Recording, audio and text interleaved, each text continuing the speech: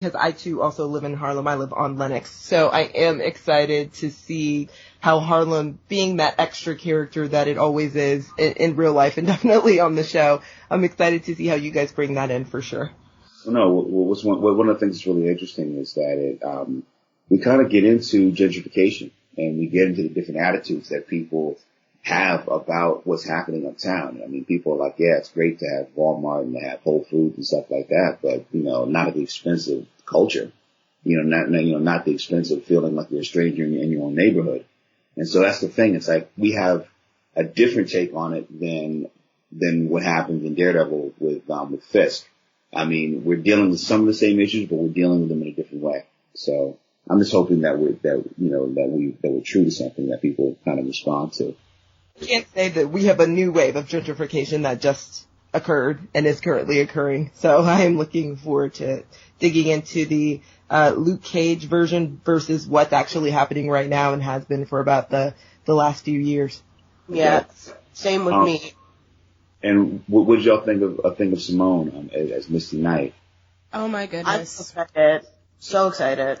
Yeah, I mean, seeing what's come out as of late with Vixen and, some of these other shows that feature black female characters, you always get afraid that they're going to marginalize them, that they're only going to have a few lines, and then they're going to focus on the male protagonist. And I had that expectation going in of Misty Knight.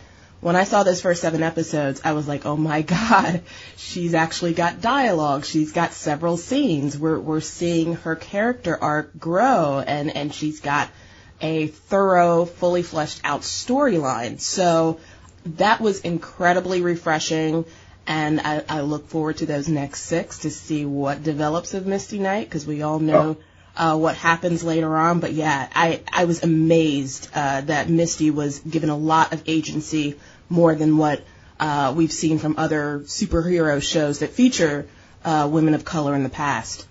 No. I mean, not to interrupt, but trust me. I mean, Simone Missick is nobody's foil. You know what I'm saying? It's like she was such an incredible find, and we had so much fun crafting that storyline and writing her scenes. And episode 109, Dwick, has some great scenes with her. There's some great fireworks between her and Rosario, and some of the other things that happen for the rest of the season and the series. The one thing I will reveal that this show is not only the evolution of a hero, it's the evolution of 2 heroes. It's not only about the evolution of Luke Cage coming out of the shadows. It's also about the evolution of Misty Knight, just in terms of her starting out as a detective and then at the same time kind of broadening her worldview. So she was definitely an anchor, because one of the things thematically that we wanted to deal with was an outsider who becomes an insider, and an insider to a certain extent becomes an outsider. And so 2 people that kind of start off one way, and then at the same time, by the end, have 2 different perspectives. And man, when you see what happens with her, when you see what happens with Alfred Woodard's portrayal of Mariah, oh my God, it's just like, woo. Yep. It just, I mean, you guys have seen episode 7. 7's tip of the iceberg. Yes. I mean, and the way that Alfred commands the scene and the way that she gets into it, I mean, this is different than any character she's ever played. And I'm so excited for people to see her do her thing. And then at the same time, I mean, Theo Rossi really emerges as Shades. Yeah. I mean, like I said at Comic-Con, he's our Littlefinger, because episode 7 is kind of where you begin to see that side, and that we get deeper into that as we get, more into the narrative. And then Rosario, she has a great arc on this, because we really see the emergence of Claire Temple, and the chemistry between her and Mike is also kind of off the charts. Not just in terms of just like, here are 2 very beautiful people digging each other. We don't play it like that. It's kind of like episode 6, where there's kind of like that Bruce Willis, Sybil Shepherd moonlighting kind of tension, where we really kind of let it build. It's just really, man, any way you look on the show, I think that it has something to offer and something really fun. Absolutely. So I guess going into the final question, how do you balance that stripping of the stereotypes of Luke's character historically in comics? Obviously, he's a 70s character himself, as well as Misty Knight, was kind of built off of blaxploitation during that time frame. Obviously, he's evolved throughout the comics dramatically from his beginning to now. But how do you balance stripping those stereotypes of his character historically while maintaining the core blackness of Luke? Because I think that's been consistent throughout his character throughout the comics. Stereotypes are largely about a lack of diversity, meaning that because you don't necessarily have the nuance, you fall into tropes of things that are semi-recognizable, and then that becomes the prevalent mood or tone. You know what I mean? So it's like when you watch those action movies with cops in the 80s, there's always the black sheep. God damn it. You know, it's like, I'm too old for this shit. Exactly. I mean, you know, that's a stereotype. You know what I'm saying? It's a different kind of stereotype. It's not like a Step and Fetch stereotype, but there are kind of these kind of established tropes. And so the thing is that with this kind of show, you shatter these stereotypes, because the thing about television previously is that you could only be one thing. If you're the big black brawny dude, you don't have an intellectual side. Because if you're intellectual, you're a nerd. Mm. And then at the same time, you know, if you're intellectual, then that's kind of a weakness. So at the same time, you wouldn't necessarily be the one that gets the girl. And the whole thing about Luke is showing that you can have this big brawny guy that's also sensitive, but doesn't lose any of his brawn, any sensitivity, but then also has an intellectual bent. You know, the thing about him reading Easy Rollins and, you know, being so well read, and then at the same time also being into sports and, like, you know, showing that you can have a character that's all three at once. And then also with, you know, with what Mahershala does with Cottonmouth, showing that you have this scary, probably one of the scariest villains in any comic book universe. But what makes him scary is it's not, he doesn't have powers, but he doesn't need powers to be scary as shit. But then there's also a deep sensitivity that once the audience finds out about that, they're going to be surprised by. And then, you know, when you have someone like Simone Missick playing Misty, it's like she's a cop, and she's very much a cop. When we get deep into her cop prowess, that she's a really great detective, but we never lose the fact that she's a woman, and we also don't lose the fact that she's a sister.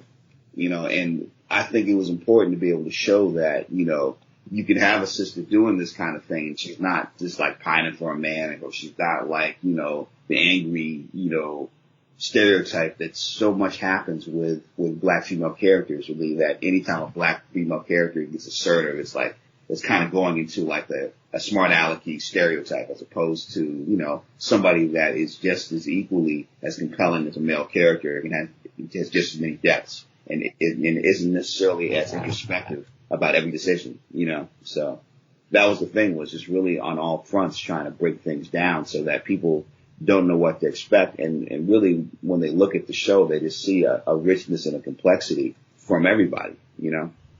Yeah, one of the things that I love, and you made a great point, we always talk about how black people are not a monolith, but specifically black women are not a monolith. So to have Simone playing Misty Knight and playing a black female superhero, but then we also have Alfred Woodard, who's also doing kind of a black anti-hero / like villain, and then we have Claire Temple, who is Afro-Latina, and she's really a unifier across all of these different worlds within the Marvel Netflix series. It's just so nice to see different variations of black womanhood just from the little that we've seen in the show. So I appreciate that.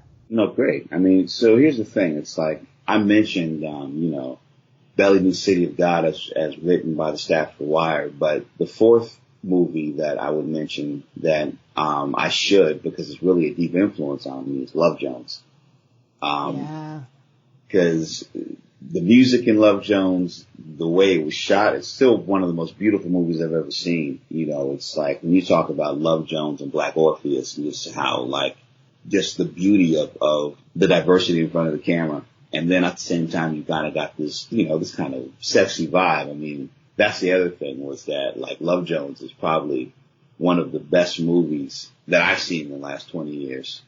I just hope that at some point, you know, Ted Witcher makes another film or a follow-up of some kind, because it's just like that movie captured so many elements of the Black experience that was different than what you had seen before.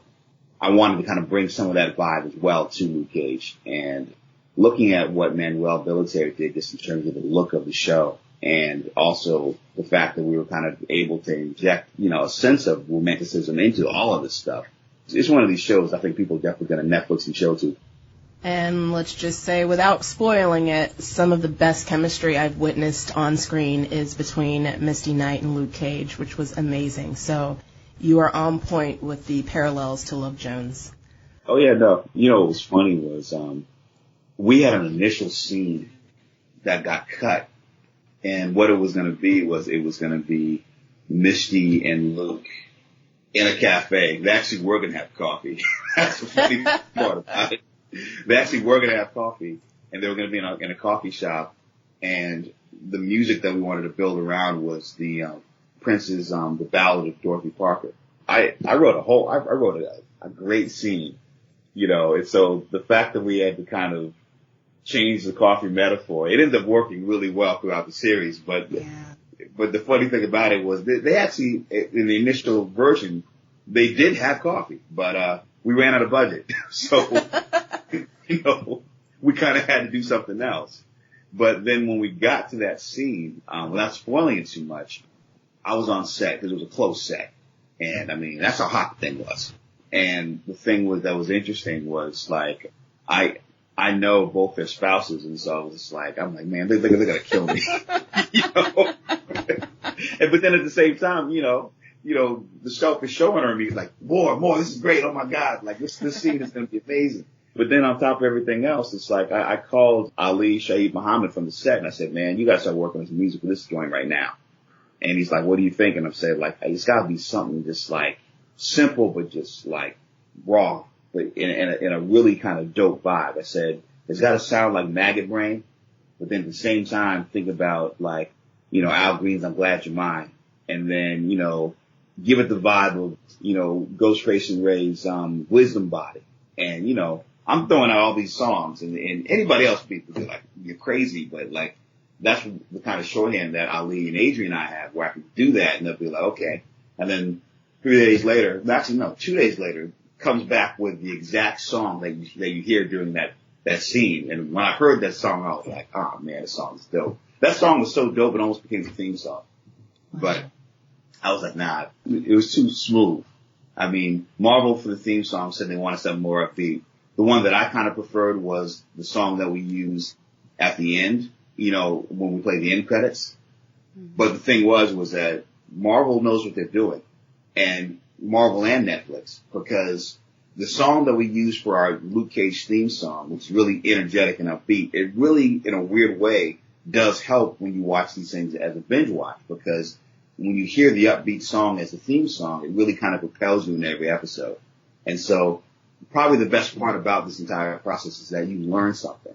And so the biggest thing that you learn as a showrunner is that you don't have all the answers, and that there are going to be times when you get vetoed, but you have to listen to everybody, because everybody brings their wealth of experience. And when you realize that people are coming from a place of wanting to help and coming from passion, you have to recognize that, and you have to know when to say, you know what, I might be wrong on this. And I'm glad I was wrong with the theme song, because I think the theme song that we have is dope, Oh yeah, definitely. Wow, I could talk to you about Luke Cage all day. This was a great discussion. Oh, goodness. Cheo, thank you so much for coming on our show, and please let our listeners know where they can find you on the interwebs, and give us your social media shout-outs. Okay. Well, I mean, for me, let's see.